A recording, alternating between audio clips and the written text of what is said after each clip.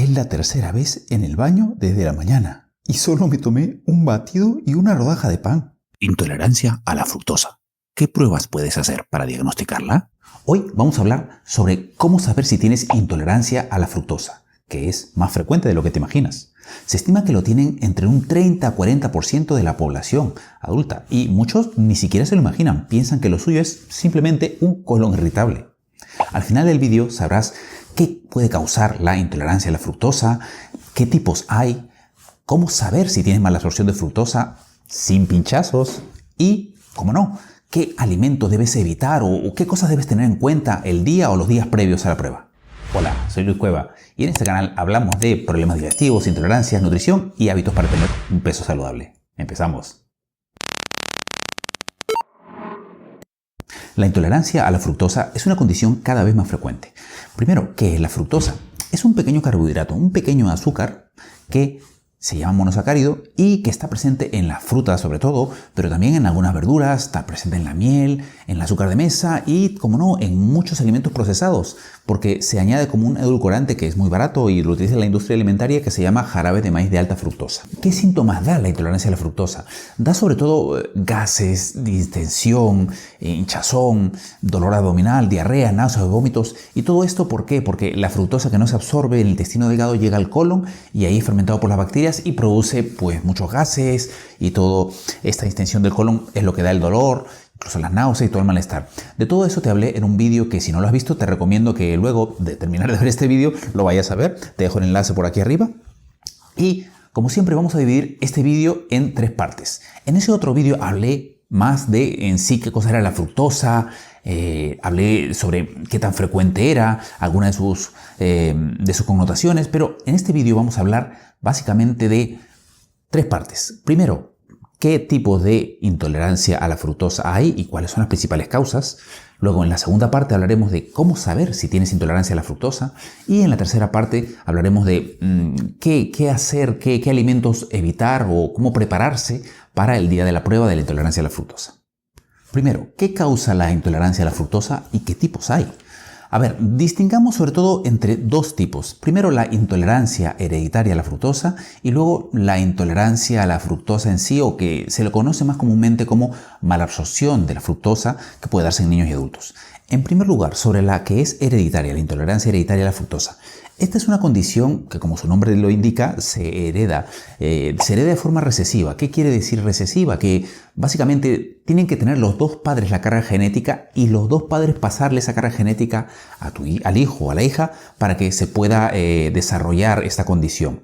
Y entonces, pues si los dos padres padecen esa enfermedad, el niño tiene una posibilidad de un 25% de padecerla.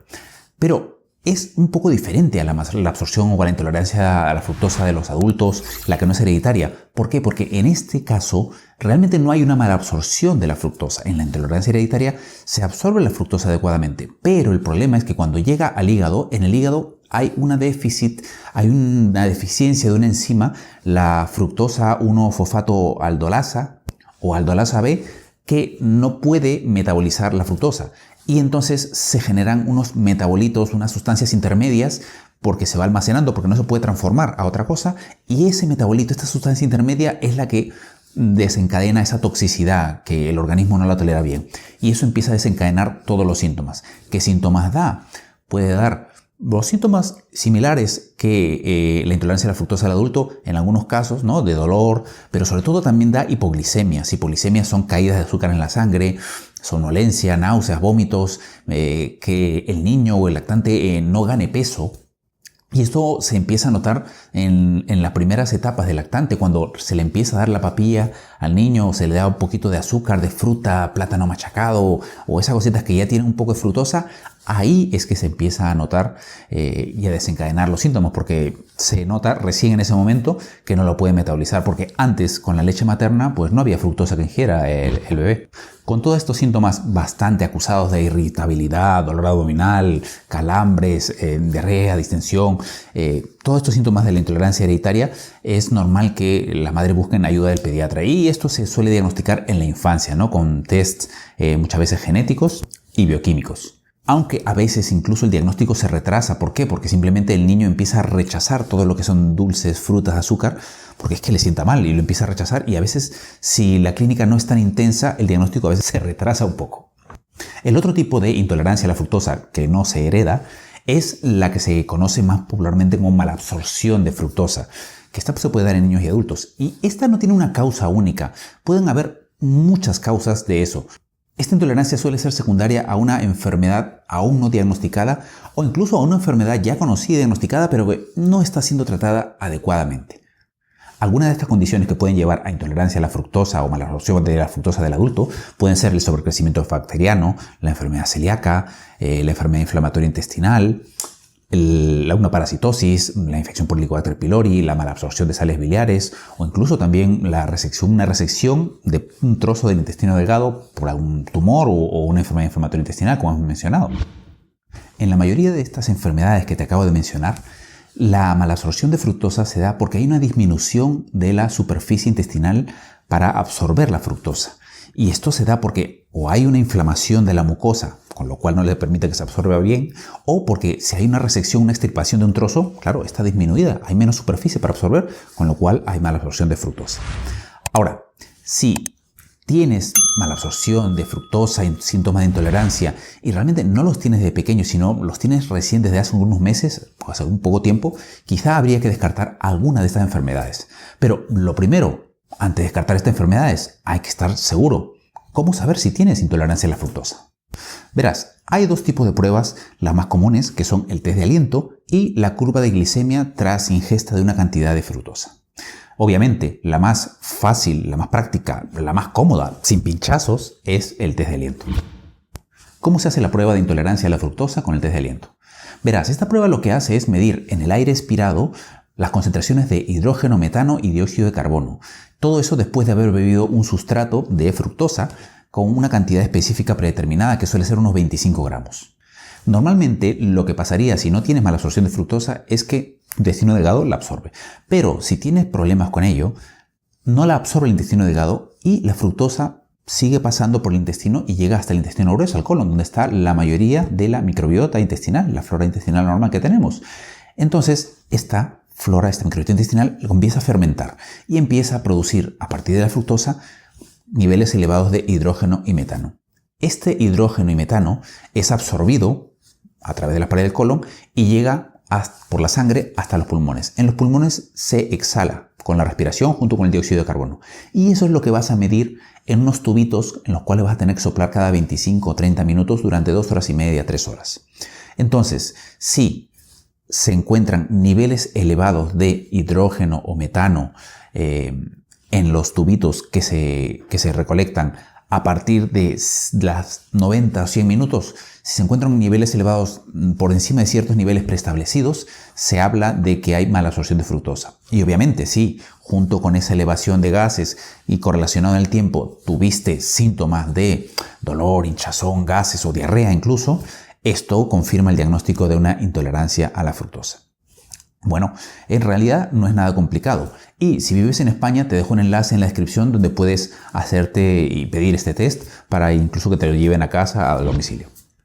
La prueba de la curva de glicemia tras la ingesta de fructosa también puede ser útil para el diagnóstico, pero es más molesta, más cara y menos específica. ¿Por qué? Porque simplemente tienen que tomarte una analítica de sangre para medir el azúcar antes de la ingesta de la fructosa y luego, después de que has bebido la fructosa, pues hay que sacar muestras de sangre cada 25 o 30 minutos durante las siguientes 2 o 3 horas para ver si realmente hay subida del azúcar en la sangre a consecuencia de que absorbas o no la fructosa.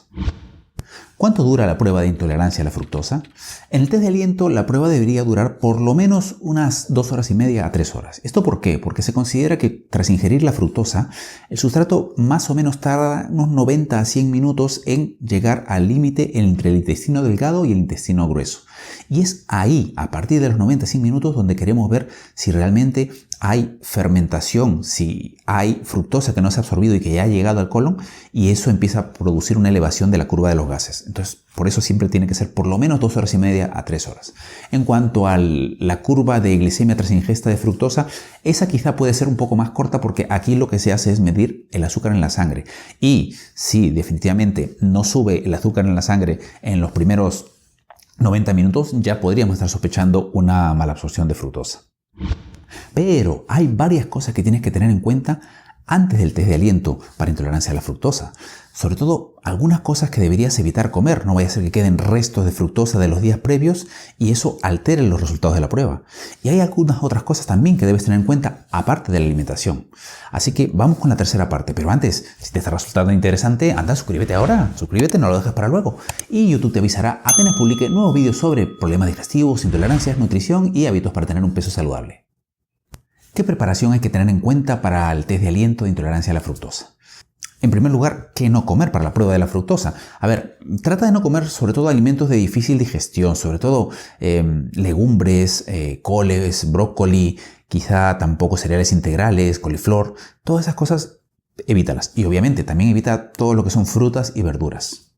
Lo ideal es que hagas una dieta baja en FODMAPs, que son unos carbohidratos muy pequeños que son de difícil digestión, pero que también pueden ser fermentados por las bacterias del intestino grueso, con lo cual pueden llevar a confusión y pensar que tienes una malabsorción, una intolerancia a la fructosa cuando realmente no la tienes y son esos pequeños carbohidratos que tenías del día anterior si no has hecho la dieta adecuadamente y ya han llegado al intestino grueso. Como ves, es una dieta sencilla que tienes que hacer el día previo, sin mucha complicación. Como puedes ver aquí, es básicamente arroz blanco simple o al vapor, ya sea jazmín o basmati. Idealmente evita el integral, caldos de sopas hechos de carne sin hueso o cartílago, ¿no? Cualquier carne de pollo, pescado, mariscos, grasas y aceites sin problema, ¿no? Huevos, queso parmesano para condimentar, sal, pimienta, aceite de oliva o aceite de coco, ¿no? Y para beber preferible agua simple, agua corriente, ¿no? Y café negro si eres cafetero, muy poquito, ¿no? No muy concentrado, o un té suave, ¿no? Idealmente no té verde o de hierbas y tampoco nada de edulcorantes. En base a eso, aquí tienes un ejemplo de menú el día previo a la prueba. En la mañana de desayuno, unos huevos, por ejemplo, duros, revueltos o fritos con un poquito de aceite, sal y pimienta, ¿no? Un café con un poquito de aceite de coco, quizá el almuerzo, un trozo de pollo, de pechuga o muslo, o al horno salteado, ¿no? Con arroz blanco y una taza de caldo, si quieres. Luego, por ejemplo, en la cena, bistec a la plancha, o un salteado de camarones o salmón al horno, ¿no? Un poco de arroz blanco, y nuevamente caldo o un huevo cocido, un huevo duro. Todo esto es algo, como te digo, simple, sin muchas complicaciones. Pero, aparte de la alimentación, hay otras 4 consideraciones que deberías tener en cuenta los días previos al test de aliento para intolerancia a la fructosa. En primer lugar, no haber tomado antibióticos ni haberte hecho una colonoscopia con limpieza intestinal los 30 días previos a la prueba. En segundo lugar, no lavarte los dientes, pintarse los labios, no fumar, ni tampoco masticar chicle, ni consumir ni comer ningún alimento o bebida en las 12 horas previas a la prueba. En tercer lugar, no hacer ningún tipo de ejercicio vigoroso 30 minutos antes de la prueba y durante toda la prueba que estás respirando en los tubitos tampoco es cosa de que estar haciendo actividad física porque va a salir alterado o que estás respirando agitado. Entonces, tampoco nada de actividad física y en la mínima actividad durante la expiración en los tubitos. Y luego, en cuarto lugar, si por los problemas digestivos que tienes estás teniendo mucha diarrea, una crisis de diarrea justo el día que te va a hacer la prueba de intolerancia a la fructosa, idealmente sería conveniente que lo comuniques para tratar de aplazar, postergar la prueba. ¿Cuánto cuesta hacer el test de intolerancia alimentaria a la fructosa? Eso dependerá de tu país, pero aquí en España, por lo general, en casi todos los sitios cuesta menos de 100 euros. Y como te dije, te dejo un enlace en la descripción en el cual puedes pedirlo a domicilio con entrega gratis en España y cuesta mucho menos que eso también. Pero una vez diagnosticado, ¿qué alimentos contienen más fructosa? ¿Y qué alimentos son más bajos en fructosa? ¿Qué alimentos pueden comer los que son intolerantes a la fructosa? Te lo cuento en otro vídeo, que cuando lo tenga listo te lo voy a dejar pinchado por aquí. Y ya lo sabes, si te ha servido este vídeo y te ha parecido útil, anda, suscríbete ahora y dale clic a la campanita para que YouTube te avise apenas publique cualquier vídeo sobre nutrición, problemas digestivos, intolerancias alimentarias y hábitos para tener un peso saludable. Adiós.